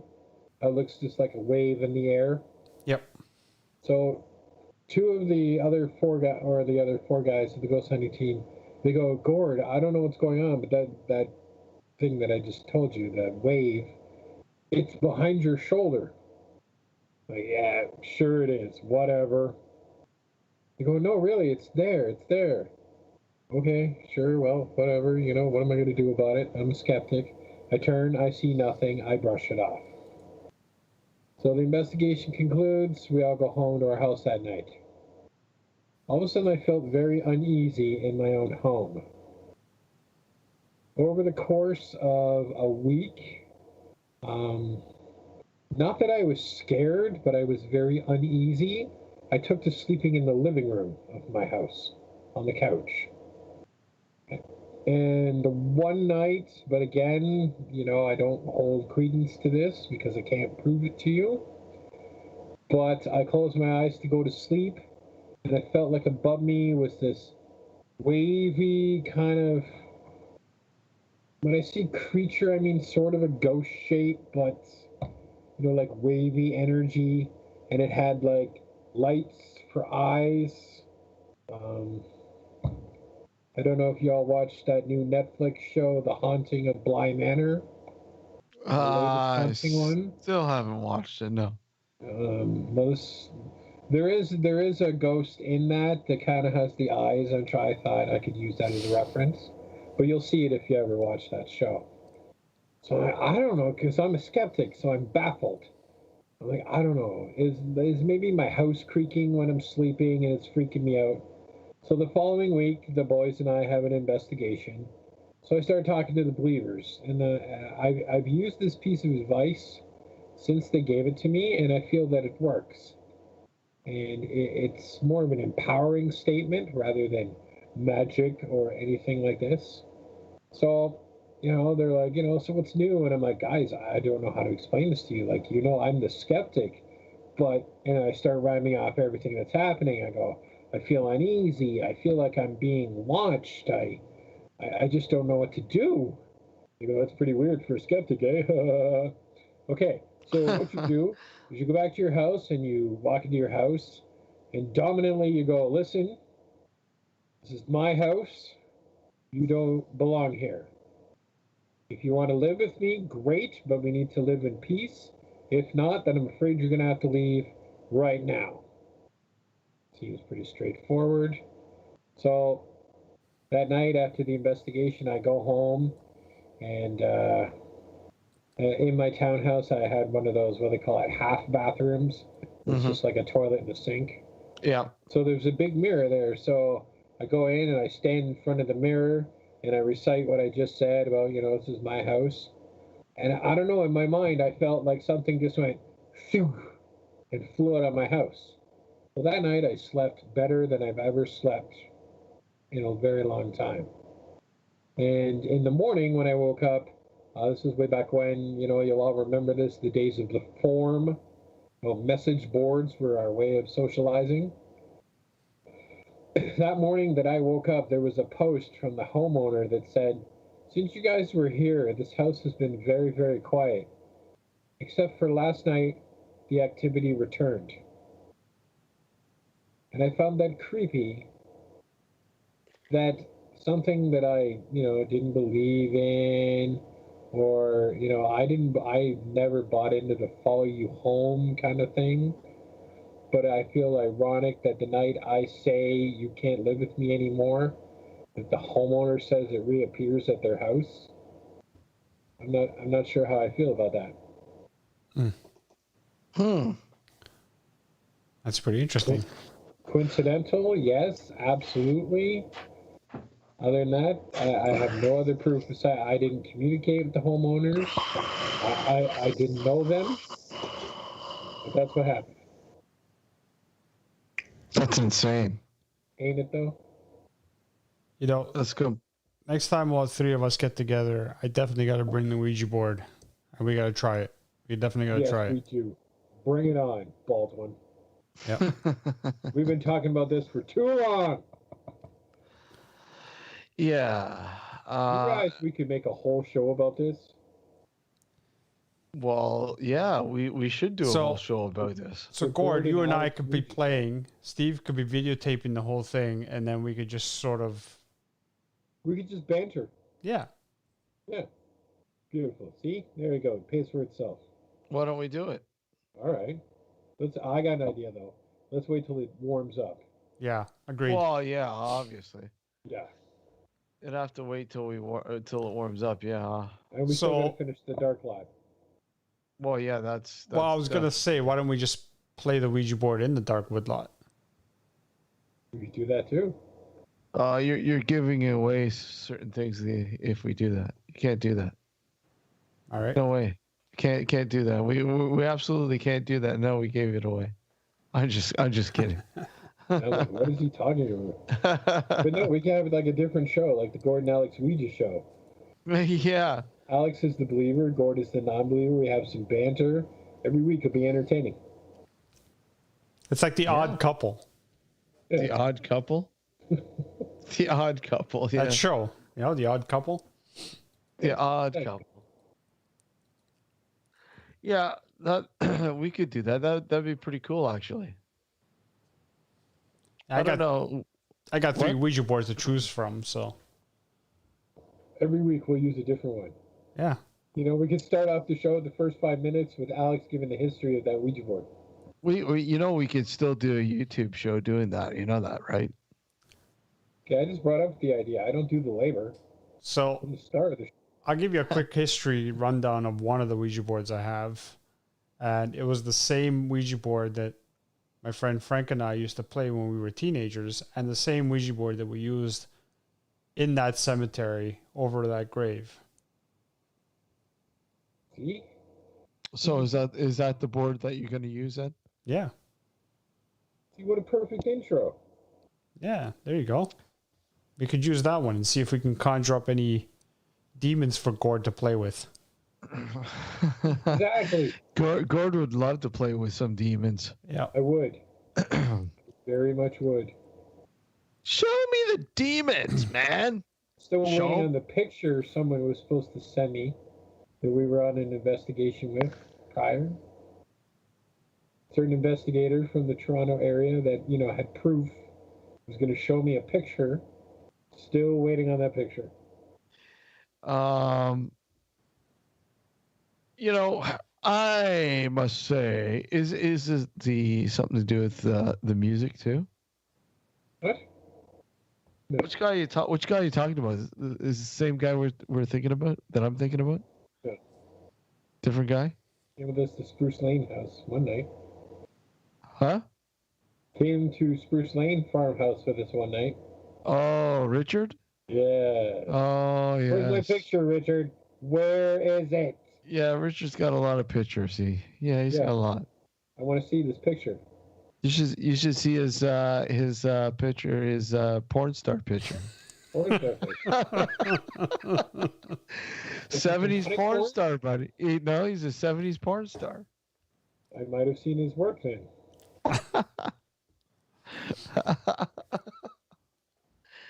That's not, you know, telling everybody how old we are at all, is it, Gord? Time machine, yeah, that's it. Time machine, yeah. Yeah, it's that sounds like a great idea. You know, we find a good location, and yeah, that'd be cool. I'd be up for doing that. Same here. I could bring one of the 3 Ouija boards. I won't tell you which one's which. Yeah. I'm not even going to react to that. We'll save it for the show. Save it for the show, man. Yeah.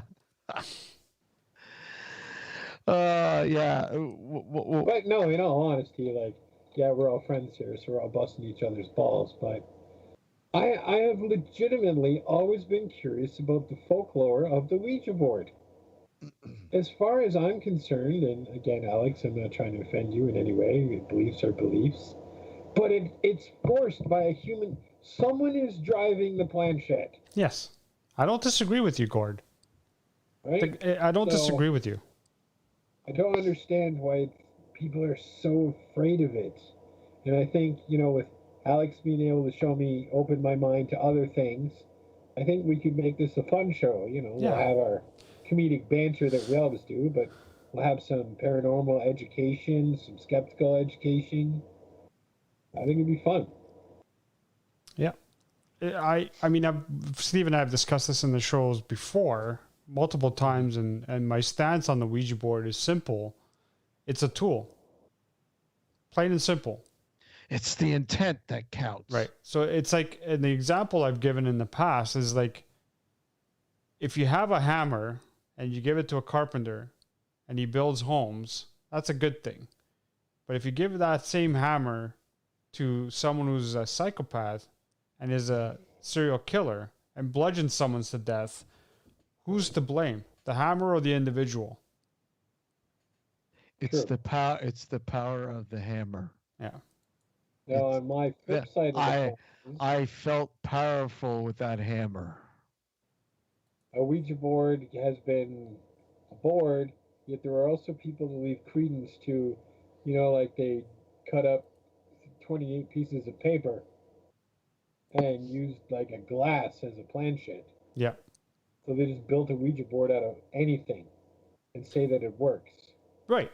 And again, it's not the board itself. That's think of it in this terms, much like the quote unquote magic, and I'm talking about like the not the magic like you see the sleight of hand stuff, but I'm talking about the magic as sort of like the occult stuff. Yeah. It's the intent that counts.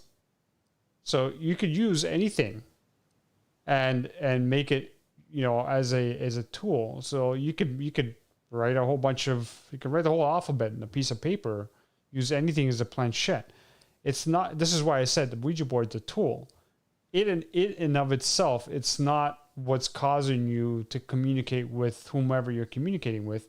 It's your intent. The Ouija board is a tool that focuses your intent, right? You want to talk to the beyond, to someone. This Ouija board will allow you to do it because it'll allow you to focus your intent on what you want to do. And so as opposed to just having nothing in front of you and just sort of throwing it out there. I want to talk to someone. Well, how are you going to do it? If you're not able to hear spirits, then what's the next best thing? You're going to have to be able to try to sort of, you being sort of like the conduit for that spirit to be able to communicate with you, right? So the Ouija board is nothing more than a tool. In and of itself, it has no bearing. And when I hear people who say the Ouija board is evil, I laugh, because the Ouija board itself is just a tool. And I kept saying this in past shows with Steve. I said it's not like you have, a witch or a warlock at the end of the assembly line cursing every individual board that comes out of the assembly line. Very true. You know what I mean? It's just a fucking tool, right? It's what you do with it that counts. Just like the example with the hammer. You could use it to build a house for the homeless, or you could use it to basically bash someone's skull in. The hammer is not the evil thing. The evil thing is the person who uses it. Well said. That is a good point.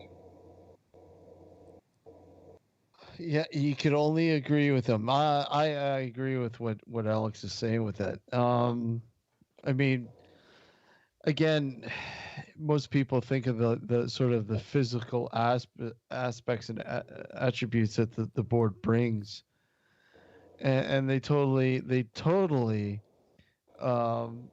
forget about the non-physical.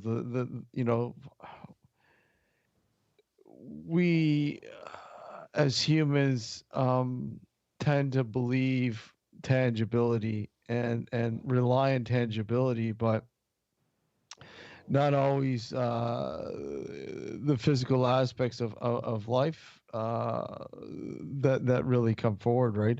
I mean, and I guess the same could be said for the Ouija board. Yep. So we're almost at the time to sign off on New Visions. Huh? So we're almost at that time to sign off on New Visions. Yeah, it's 10:59, and okay, so we're gonna sign off here on New Visions. I want to thank everybody for tuning in on New Visions. We'll go for a little bit longer here on the YouTube channel. We don't know how much longer, but we will for a little bit longer. So come on over and join us on our YouTube channel there, youtube.com/user/nocturnal frequency 1 or just type in Nocturnal Frequency Radio in the YouTube search box to find us. All right. Thank you for tuning in here on New Visions Radio. Take care, and we won't be back next Sunday, Super Bowl Sunday. So 2 weeks from now. But who knows? We might have a Freak Out Friday. That's right. It'll be exclusively on YouTube. All right. Take care until Freak Out Friday. Oh, wait a sec. Yeah, that's a YouTube exclusive. So you have to watch YouTube for more of that. Anyways, thank you for tuning in, guys. Take care, and we'll see you in a couple weeks. Have a good night. Have a good night. And there we go. So, going on about, the sort of physical aspects of the paranormal as a whole, really. I mean, people tend to believe in something that they can touch or see, feel, or smell, or whatever. And, if something doesn't seem, real in terms of our sort of understanding, our brain's capacity to understand, does that mean that whatever we're experiencing isn't paranormal? I mean, what are your thoughts? Gord, go ahead. I think, I don't know, when I've experienced things that you can quote unquote label as paranormal, I don't really have thoughts, to be honest. It's like my wires get confused, and I sit there and I question what I'm looking at. So I think the term paranormal, for me, is more of a reaction rather than a thought process. I'm assuming you've had instances, though, Gord, where you can kind of like reflect back after the fact and say, what the hell just happened? Yes. Right. And that's when I guess you can kind of sort of think more about it and say, okay, you've analyzed it, you try to rationalize it, and you still can't find any sort of legitimate reason for what happened. And maybe at that, because what people may fail to understand is that just because it's labeled as paranormal, and I know the reason why people think like this, but right. Technically, just because it's labeled paranormal, it doesn't mean that it's spiritual or that it's got something to do with, a ghost or anything like that. It's just something that it defies logical explanation so far, right? Correct.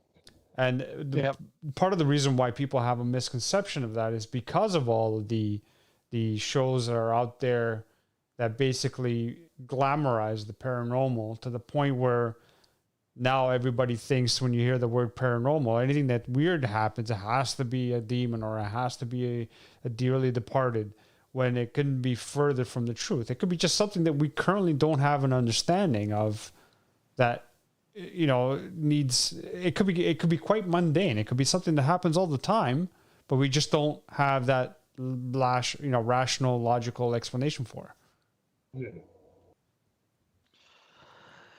And I think and that's the problem. I think we spend too much time on trying to rationally explain something that is totally out of our, current understanding, period. And that's when obviously the theories come out of nowhere. And some of the theories are some of the most absurd things I've ever heard. And a lot of these theories come from people who technically probably aren't, sort of, I guess knowledgeable enough to make those sort of theories up. I don't know. Like, I don't know. What do you think?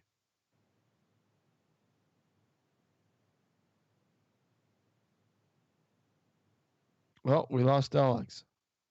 Sorry, I had the mute button on. I don't disagree with that, Steve. I mean, the fact is that most people get the idea of the paranormal from books, shows, and things of that nature, and it's such a finite sort of explanation of what the paranormal actually is.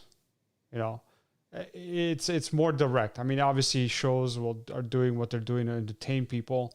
They're not going to get into the in-depth meaning of the word paranormal.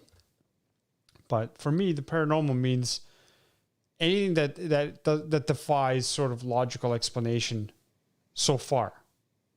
It doesn't mean that it's someone who passed on to the great beyond that's trying to communicate with us. It doesn't mean it's some demonic entity.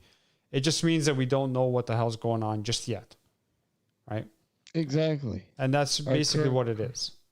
Our current understanding of what we know. And yeah, possibly down the road, maybe sooner than later, who knows? There might be an explanation to that. And we also have to understand that, you know, science is fallible, obviously. Yeah. And not everything they come up with to explain what things are always is the end all be all. There's been several times when science has been proven wrong, but that's another story in itself. Yeah. I don't know. I think that's it, guys. I think so. Leave it on a high note. Yeah. So I, what do you think? You know, Freak Out Friday? I'm up for it. Freak Out Friday. I could do Freak Out Friday. Freak Out Friday. Get the stouts a-blazing. Yep. All right, then. Now we're talking. Yeah. Somebody's going to hit up his local liquor store for more of those coffee vanillas. Oh, definitely. I think it's more of this. Was it Kapow? Kapow. What'd you think of Kapow? I really enjoyed the Kapow. Wow, I'm actually surprised. I thought maybe you probably wouldn't have liked it, but no, I'm branching out. You're branching out. Awesome, guys. Okay, well, thank you for joining us tonight, Dr. Demon Gord. Thank you for having me, fellas. Always a good time. And we look forward to having you for Freak Out Friday. Should be a good time. All right, guys, take care, and thank you everybody for tuning in while sort of watching us now. We're not live on the radio anymore, but watching us here on YouTube. Keep an eye out on our Facebook group for more on Freak Out Friday, if that's going to happen or not. I'm sure we'll have some info waiting for you if you guys want to join us for a online exclusive. I don't know, whatever it is. Yeah, we'll figure it out. Take care, folks. Have a good one. Have a good night. Good night.